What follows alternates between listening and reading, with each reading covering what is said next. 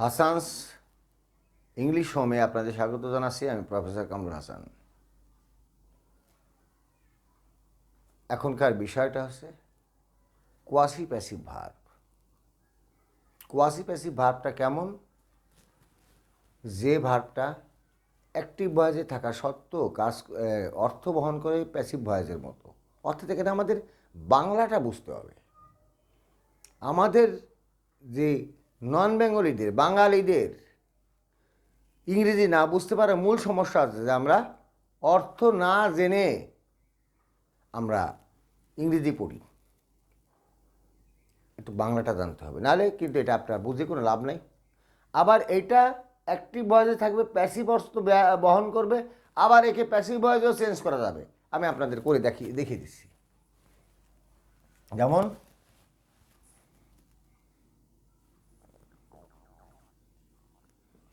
হানি taste, এস দেই, taste sweet. Rice sells cheap. The book reads well.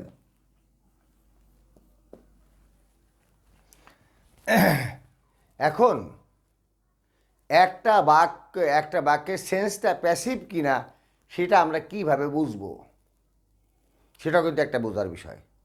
যদি দেখা যায় যে সাবজেক্ট মূল ভার্বের কাজটার সাথে নিজে সরাসরি সম্পৃক্ত, তাহলে সেটা অ্যাক্টিভ ভয়েস। আর নিজে সরাসরি সম্পৃক্ত না হলে সেটা প্যাসিভ ভয়েস। এখানে দেখেন কেমন, হানি টেস্ট সুইট। টেস্ট মানে কি? স্বাদ নেওয়া।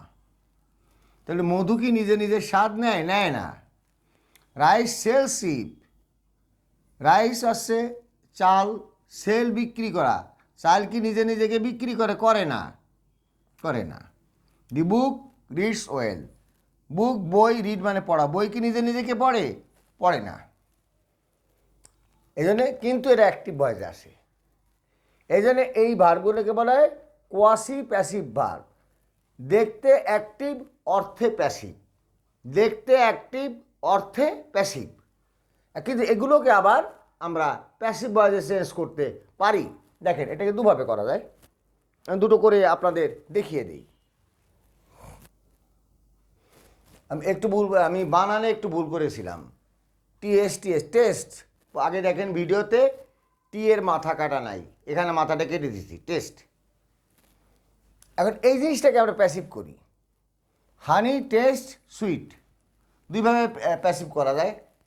আমরা যখন প্রথমে 1983 সালে এসএসসি পাস, মানে ওই আমলের বা তারও আগে, হানি টেস্ট সুইট একে প্যাসিভ ভয়েস করতো কীভাবে? হানি is sweet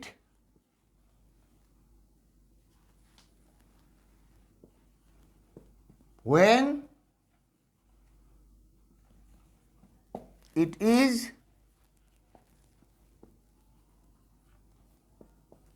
tasted।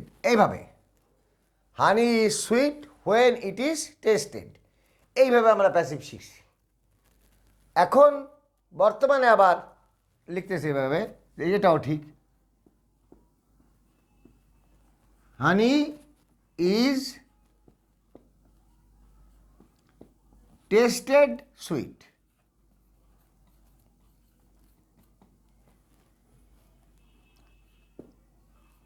Honey is tasted sweet. এই দুটো আছে প্যাসিভ, এটা হচ্ছে অ্যাক্টিভ, কিন্তু মিনিংটা কিন্তু বোঝা যাচ্ছে যে প্যাসিভের মতো। অর্থাৎ যে ভার্ব অ্যাক্টিভ ভয়েসে থাকা সত্ত্বেও প্যাসিভ ভয়েসের মতো অর্থ বহন করে, সেই ভার্বগুলিকে বলা হয় কোয়াসি প্যাসিভ ভার্ব। কিন্তু এর প্যাসিভ ভয়েসও তৈরি করা যায় দুইভাবে। দেখে দিলাম, honey taste sweet. Honey is sweet when it is tasted, একটা গেল। অথবা বর্তমানে লিখতেছে হানি ইজ টেস্টেড সুইট। আপনাদের আরেকটা উদাহরণ দিয়ে বুঝিয়ে দিই।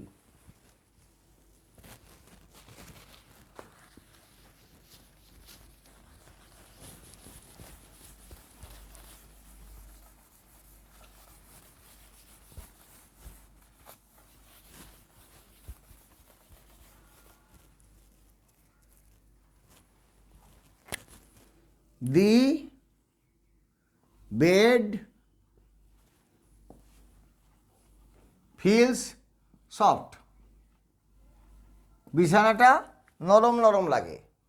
এখানে দেখেন ফিল ভার্বটা কোয়াসি প্যাসিভ ভার্ব, কারণ বেড অর্থে বিছানা, ফিল অর্থ অনুভব করা, তাহলে বিছানা নিজে নিজেকে অনুভব করে না।